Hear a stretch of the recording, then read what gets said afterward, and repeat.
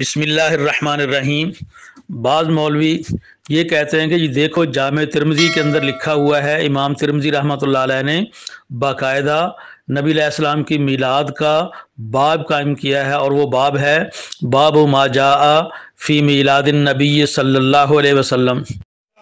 اور حضرت علامہ ڈاکٹر صاحب کی میں حکمت، فراست اور بصیرت کو داد دیے بغیر رہ نہ سکا کہ میلاد کانفرنس میں ایک اہل حدیث کو بلایا۔ میں نے جامع ترمذی کھولی تو میں نے کیا دیکھا، یہ کلمہ میلاد یہ امت کا مشترکہ ہے۔ امام ترمذی رحمت اللہ علیہ جیسے محدث نے مناقب کے کتاب میں جو ابواب باندھے، ان میں ایک باب ہے باب ما جاء فی میلاد النبی صلی اللہ علیہ وآلہ وسلم۔ آپ نے اسی کی مناسبت سے موضوع منتخب کیا اور ان حدود و قیود کا اہتمام کیا کہ قیامت تک اب 37ویں یہ کانفرنس ہے۔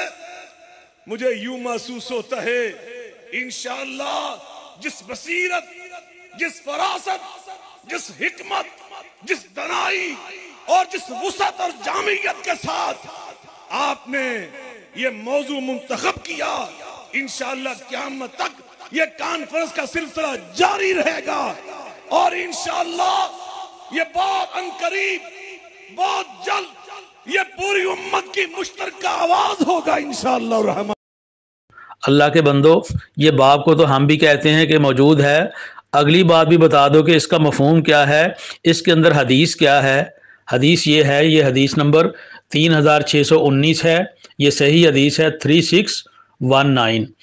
وہ راوی بیان کرتے ہیں کہ ولدت انا و رسول اللہ صلی اللہ علیہ وسلم عام الفیل، میں اور نبی علیہ السلام دونوں وہ ہاتھی والا جو واقعہ ہے اس سال پیدا ہوئے جب وہ ابرہا بیت اللہ کو گرانے کے لیے آیا تھا۔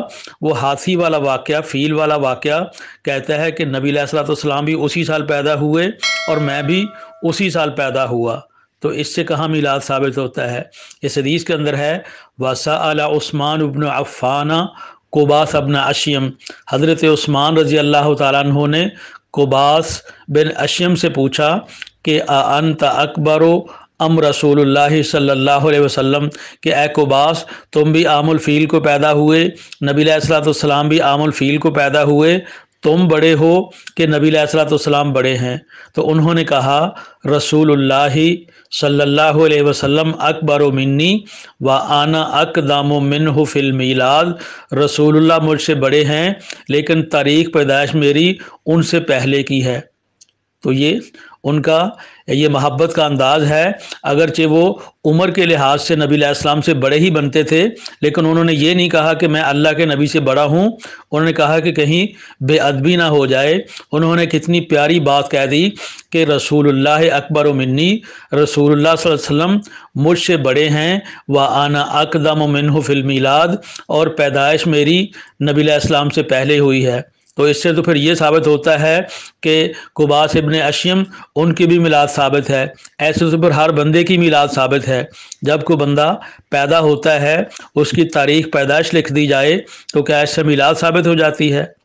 آپ نے مشاہدہ کیا ہوگا جب آپ کسی عرب ملک میں جاتے ہیں، سعودی عرب میں جاتے ہیں، تو ایئرپورٹ پہ جب آپ کی انٹری ہونی ہوتی ہے وہاں پر آپ کو ایک کارڈ دیا جاتا ہے، وہاں آپ اپنے پاسپورٹ کی معلومات لکھتے ہیں، وہاں لکھا ہوتا ہے نام، پاسپورٹ نمبر، پھر لکھتے ہیں ڈیٹ آف برتھ، اور اس کے برابر پہ لکھا ہوتا ہے تاریخ المیلاد کہ آپ کا میلاد کب ہوا تھا۔ تو یہ اس کا مطلب یہ ہے کہ آپ کی پیدائش کب ہوئی تھی، اس سے میلاد تو ثابت نہیں ہوتا۔ تو یہ جو علماء کہتے ہیں کہ دیکھو جی جامع ترمذی کے اندر لکھا ہوا ہے باب ما جاء فی میلاد النبی صلی اللہ علیہ وسلم، اس سے موجودہ میلاد ثابت نہیں ہوتا۔ اس سے تو یہ ثابت ہوتا ہے کہ نبی علیہ السلام عام الفیل کو پیدا ہوئے تھے۔ واللہ اعلم بالصواب۔ اللهم إنك عفو تحب العفو فاعف عنا، اللهم إنك عفو تحب العفو فاعف عنا، إلهنا فاعف عنا، فاعف عنا يا كريم۔